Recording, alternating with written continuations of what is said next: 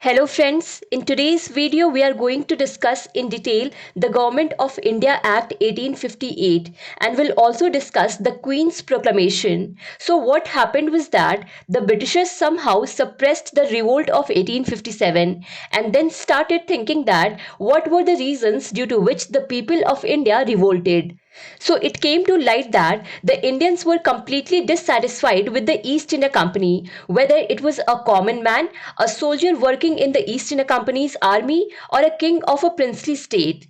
So the common people were mostly sad because they used to feel that these Britishers want to change their religion because Christian missionaries were roaming around promoting their religion, and they also felt that the East India Company was attacking their culture.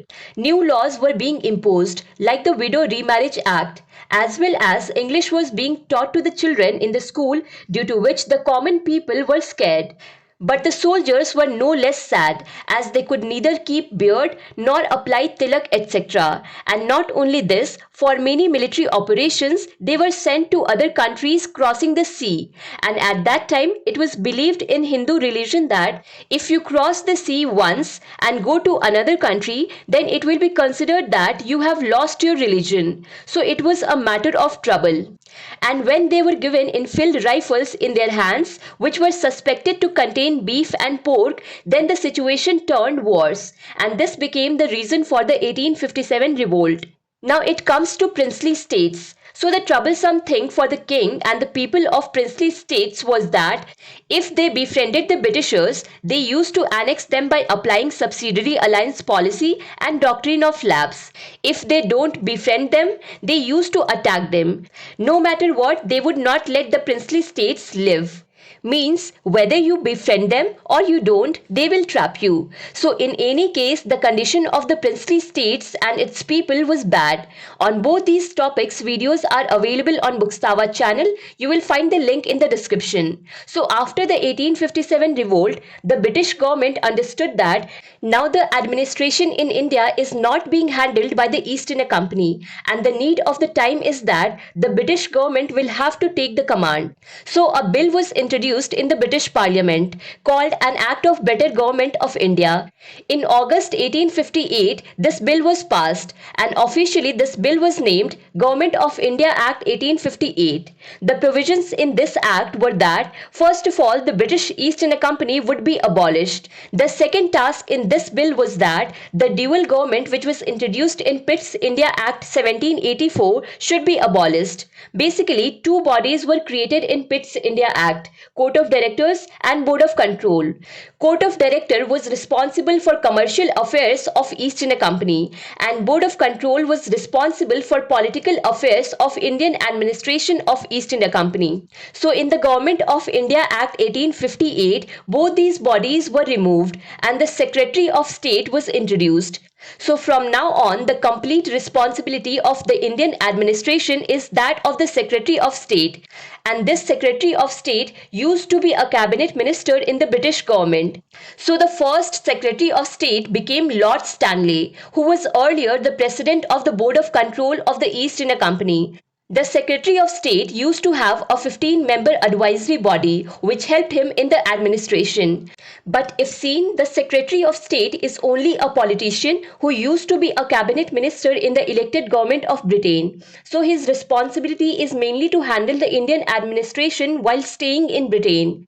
That is why a new position was created, that is Viceroy of India, which will remain in India as an agent of Secretary of State. But before this act, the entire administration in India was handled by the Governor General of India. So now if these two positions remain in India, then there should be no conflict in it. That is why it was decided that both these positions will be handled by the same person. And gradually the designation named Governor General of India ended.